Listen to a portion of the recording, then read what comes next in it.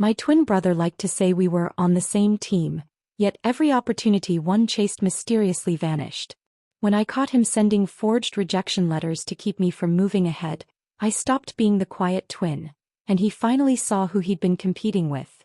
The first time I felt the ground shift beneath me was during a school assembly. I had been shortlisted for a scholarship that could have changed my future. My name was supposed to be announced that morning, and I sat in the front row, heart pounding, waiting for the moment. Instead, the principal read out a list of winners and my name wasn't there. I remember the sting of confusion, the way the room blurred as applause filled the hall. My twin brother leaned over, whispering, "Don't worry, we're on the same team." His smile was calm, reassuring, but something in his eyes unsettled me. That phrase, "on the same team," was his mantra. He used it often, especially when I doubted myself. As children, it sounded comforting, a promise that no matter what happened, we had each other. But as we grew older, those words began to feel less like reassurance and more like a reminder of control. He said them when I lost, when I failed, when opportunities slipped through my fingers.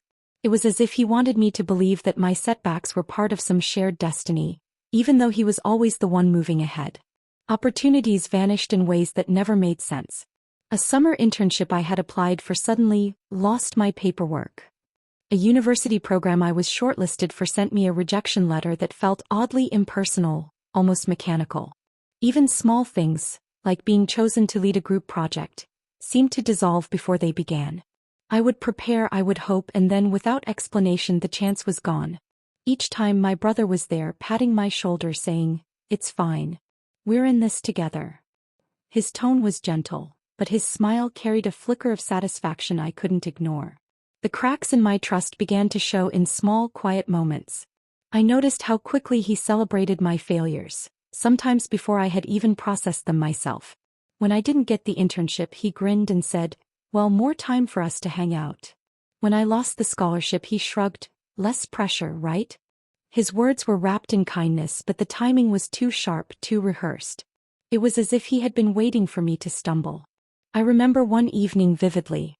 I had just finished preparing for a debate competition, rehearsing my points late into the night.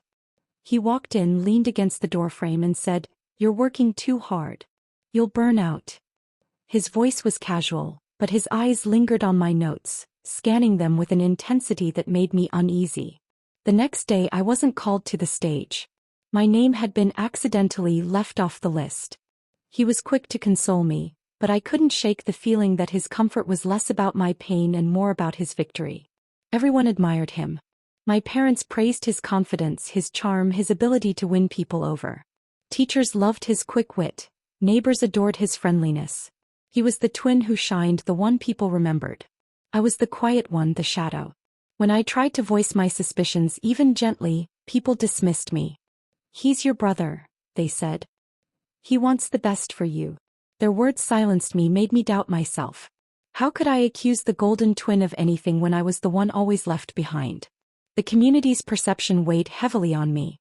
At family gatherings, relatives would compare us openly. "He's so confident," they'd say, clapping him on the back. "And you're the thoughtful one." It was meant to be a compliment, but it felt like a cage. Thoughtful meant quiet. Thoughtful meant overlooked. I began to wonder if my role was simply to watch him succeed while I faded into the background. Yet there were moments that betrayed his mask. One afternoon, I walked into the living room and saw him quickly sliding an envelope under a stack of magazines. He looked up, startled, then forced a smile. "Just cleaning up," he said. His tone was light, but his hands trembled slightly. Another time, I asked him about a letter I was expecting from a university. He avoided my gaze, muttered something about delays, and left the room abruptly. These small incidents planted seeds of doubt, seeds that grew quietly in the corners of my mind. I began to notice patterns. He was always nearby when opportunities slipped away. He always knew before I did when something had gone wrong. His comfort came too quickly, his reassurances too polished. It was as if he had rehearsed the role of the supportive twin, ready to step in the moment I fell. The illusion of unity was powerful, though. I wanted to believe him. I wanted to believe that we were truly on the same team, that his words were genuine. But the shadows behind the bond grew darker with each passing year. His charm blinded everyone else, but I was beginning to see the cracks. One evening as I passed his room, I heard the faint sound of paper tearing. I paused, listening. He was muttering under his breath, his tone sharp, impatient. I pushed the door open slightly and saw him stuffing shredded pieces into a bag. He looked up, startled, then forced a laugh.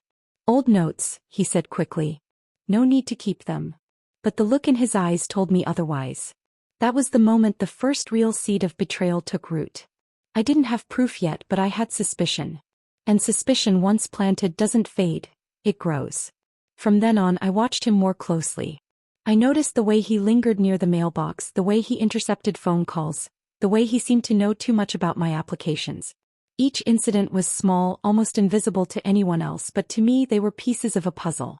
A puzzle I hadn't yet solved, but one I knew would reveal something I wasn't ready to face. The bond of twins is supposed to be unbreakable, a connection deeper than friendship, stronger than rivalry. But behind our bond, shadows stretched long and dark. And though I didn't yet know the full truth, I could feel it pressing against me, waiting to be uncovered. The puzzle pieces I had been collecting finally aligned one quiet afternoon. I was in the study, sorting through a stack of papers my father had asked me to file. The room smelled faintly of dust and old ink, the kind of scent that clings to forgotten documents. As I flipped through envelopes, one caught my eye, my name printed neatly on the front but the seal already broken. Inside was a rejection letter from a company I had applied to months earlier. The words were cold, impersonal, but something about the font and spacing felt off. I compared it to another letter I had received before, and the differences leapt out. The signature was smudged, the formatting uneven. My stomach tightened. I dug deeper, pulling out more envelopes. Several bore my name, each containing rejection notices. Some were typed on plain paper, others on letterheads that looked suspiciously photocopied. My pulse quickened as I realized these weren't official documents. They were forged. And the only person who had access to my mail before me was my twin brother. The air in the room felt heavy as the truth sank in. He hadn't just stood by while opportunities slipped away. He had orchestrated it. Every vanished chance, every mysterious rejection, every hollow comfort he offered afterward, it was all part of his deception. My hands shook as I held the letters, the betrayal cutting deeper than any wound I had ever known. That evening I confronted him. He was lounging on the couch, scrolling through his phone, his posture relaxed. I placed the forged letters on the table between us. "Explain this," I said, my voice low but firm. He glanced at the papers, then at me, his expression unreadable. "Where did you get those?" he asked casually, as though I had stumbled upon something trivial. "From the study," I replied. "They're fake. You've been forging rejection letters to keep me from moving ahead." For a moment, silence stretched between us. Then he laughed, a short, sharp sound that chilled me. "You're imagining things," he said, waving his hand dismissively. "Those are real. You just don't want to accept failure." But his eyes betrayed him. They were cold, distant, stripped of the warmth he showed the world. I had never seen that side of him before, and it unsettled me more than the letters themselves. I pressed harder. "Normal rejection letters don't look like this. Normal letters don't come in envelopes you've already opened. Tell me the truth." His smile vanished. "You're jealous," he snapped. "You've always been jealous. You can't stand that people admire me, so now you're inventing stories." The words stung, but what hurt more was the certainty in his tone. He wasn't panicked, he wasn't apologetic, he was defiant. That defiance told me everything I needed to know. When I tried to share my discovery with the family, they refused to believe me. My father frowned, accusing me of being bitter. "Your brother has done nothing but support you," he said. "Don't tarnish his name with baseless accusations." My mother shook her head, her voice trembling. "You're imagining things. He would never do something like that." Their disbelief cut deeper than my brother's denial. I felt isolated, dismissed, as though my words carried no weight. Relatives whispered that I was envious. Neighbors avoided the topic altogether. I became the villain in a story where he was the hero. Yet small incidents kept confirming my suspicions. I noticed his nervousness whenever I asked about my applications. He would change the subject quickly, his smile tight, his hands fidgeting. When opportunities vanished, he seemed smug, almost relieved, as if my failure was his victory. And his habit of intercepting mail grew more obvious. He lingered near the mailbox, collected envelopes before anyone else, and disappeared into his room with them. One afternoon I caught him slipping an envelope into his desk drawer. When I asked about it, he snapped, "It's nothing important." But the look in his eyes was sharp, defensive, as if he had been caught in the act. The tension between us grew unbearable. I avoided him when I could, but the weight of the truth pressed on me constantly.